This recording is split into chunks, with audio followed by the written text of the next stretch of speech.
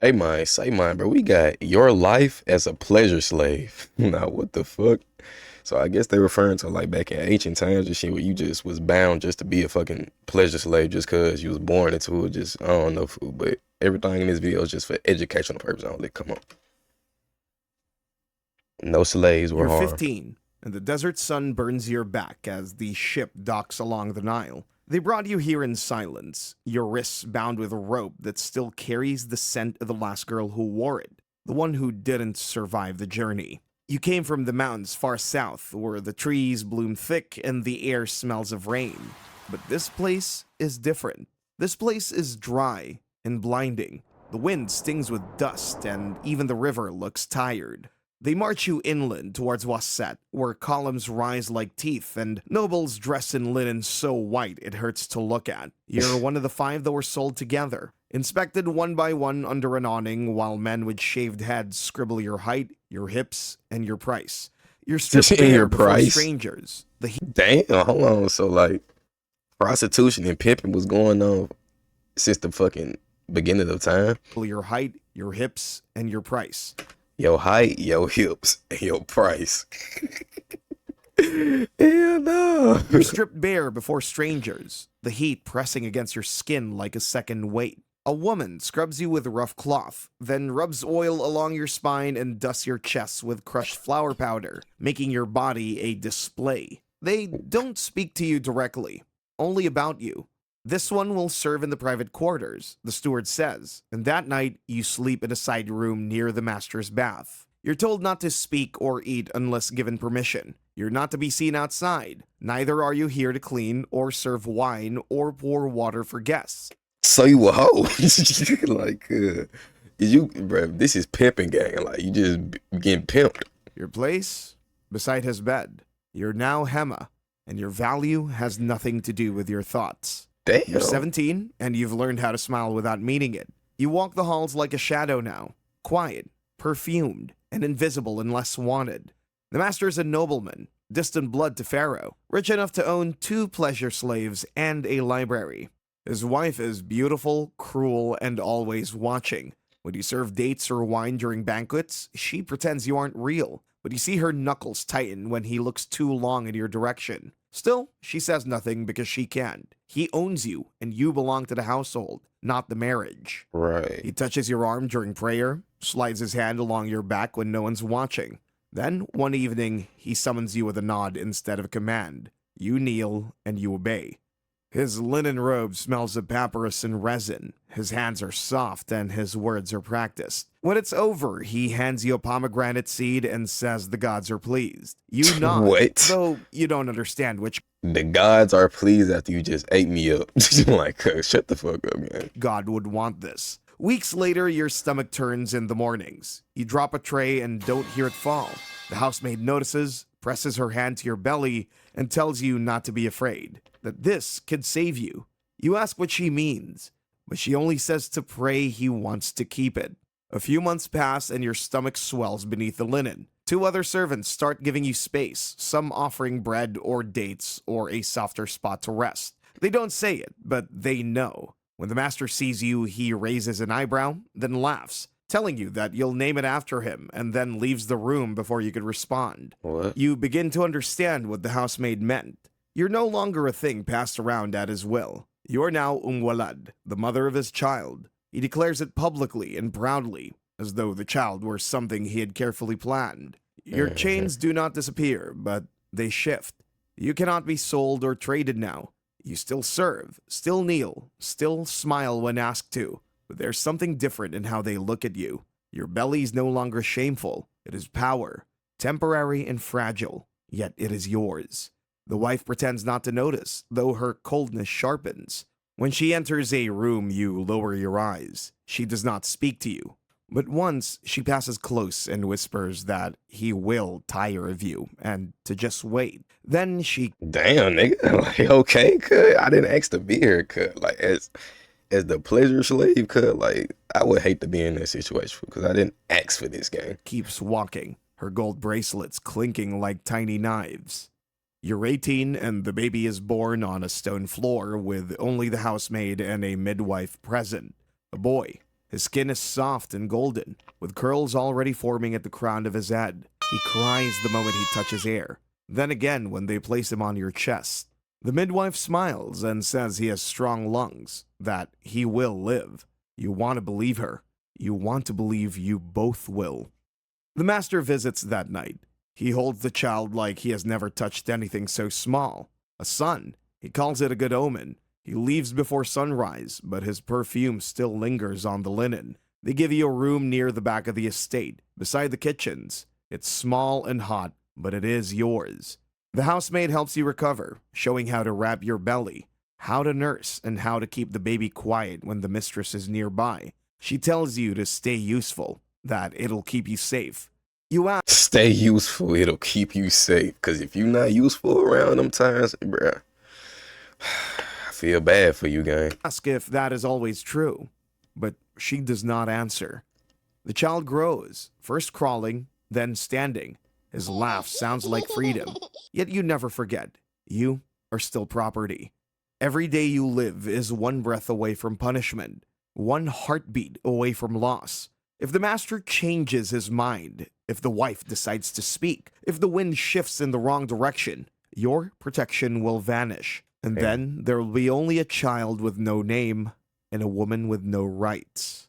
You're 21, and your son runs through the gardens like he owns the land. The guards don't stop him, and the servants smile when he passes. He's your son, but he's also his father's, and that means something here. He eats honey cakes from silver plates, wears linen dyed in saffron, and sleeps with carved amulets meant to keep evil spirits away. You watch from the corner of the courtyard, holding a basket of laundry, while he chases dragonflies under the shaded date palms. The master comes to see him often, but not you. He nods when you bow.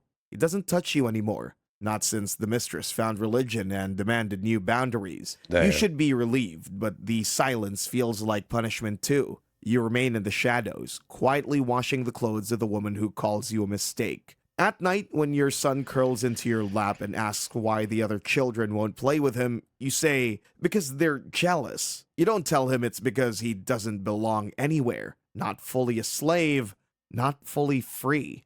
You wonder if he'll hate you for that one day. You're 25 and you know That gotta be so sad though, bro. Like, damn. It's not even funny, bro, but it's just like, damn, like, it's just shit crazy, bro, growing up in Egypt. how to avoid the mistress's eyes now. You take the back stairs. You keep your voice soft, and you've taught your son not to run indoors, not to sing too loud, not to look directly at her. It works, but only for a while. One morning, when he bumps her vase with a stick and it crashes to the floor, she screams. He freezes and you rush in too fast, grab him too hard, apologize too quickly. She stands over both of you, trembling with rage. She calls him wild, like his mother. Her hand rises, but it's the steward who stops her, not out of kindness, but because the master has made it known that the boy is his. You thank the steward with your eyes, but he does not look back. Later that week, the master summons you. He says nothing at first, only staring at your son as he sleeps on a mat in the room. He declares that the boy will go to school, that he will learn the scribe's tongue. You nod, grateful, yet terrified. School means exposure, eyes on him, questions, and records. When he leaves, he pats your shoulder as if you are a dog that has done something well. You remain standing long after the door closes, your hands trembling, not from fear, but from something far more dangerous. Hope. You're 30 and the house has grown quieter. The mistress no longer speaks above a whisper. Her health is failing, and her servants tread carefully, as if afraid the sound of their footsteps might finish what illness started. Your son is now nearly a man, taller than you. He reads aloud to the master in the evenings, voice steady, fingers stained with ink. He speaks like a noble now, and eats like one too. But when he sees you, his face softens. You're still his mother, even if you're still a slave. You're Walad now, a mother of a child the master has claimed. It means they can't sell you. It means So it means Walad. Hold on, let me try to say that. you're still his mother, even if you're still a slave. You're Walad now. Walad. Walad. You're Walad now. Okay. A mother of a child the master has claimed. It means they can't sell you. It means the women in the market look at you differently, not with pity, not with scorn, but with something closer to fear. Because you stayed, you rose, and you survived. The master grows old. His gait is slow, his words more brittle than before. One morning, a servant finds him cold on the floor beside his bed. The Okay. house falls into stillness. There's wailing, a ceremony, and then there is freedom. Not for everyone, but for You. because under Egyptian law, a slave who bore her master's child and whose child was recognized can become free when the master dies. That was the rule. That was the contract. You say nothing until the steward brings the papers and tells you the words you've waited your entire life to hear. Tell me. You are no longer owned. You're 34 and the garden no longer smells like fear. You still live in the house, but now you Wait. So what do I do now? Like, cause all your life you've been known for.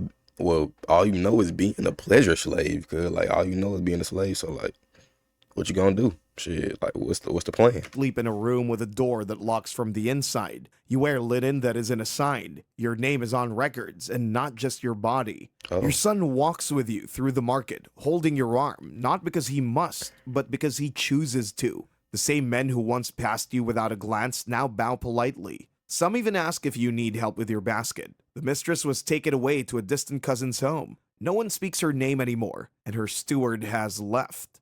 The new master, your son, has other ideas about power, about kindness, about legacy. One night, you open a small wooden box beneath your bed. Inside is the thin bracelet your mother gave you before they sold you. So that king or uh kin to king or whatever that nigga that just died or whatever, he ain't had no baby with his own wife or whatnot. Can his own wife even, you know what I'm saying? Like, have kids with him? Cause that's, I don't know, cause why else would she be so mad at the, you know what I'm saying, the pleasure slave? Like, why would you need a pleasure slave? You know what I'm saying? Like, that's what I'm thinking in my head. You hadn't looked at it in years. You run your fingers along the faded etchings. You remember her voice, her tears, and her hope that maybe life would still offer something more. Now, you live in a house where no one owns your body, where no one calls you girl or property or slave. You eat what you like, you rise when you choose, you walk freely, and for the first time in decades, All right, bro, hold up. Your life as a Playboy bunny at his mom's. Gang, what the fuck is that? Get the fuck off my screen, gang. You bushing. I ain't gonna lie. Cause what the fuck is that? Like, Hey, damn. What? Money falling in my hand, money she coming like magic. Smoking someone's up, man, goddamn, I forgot to ask you. Waking up every day, gotta grind, can't forget my passion. Can't forget my passion, no, I can't settle for average. Smoking someone's up, man, goddamn, I forgot to ask you.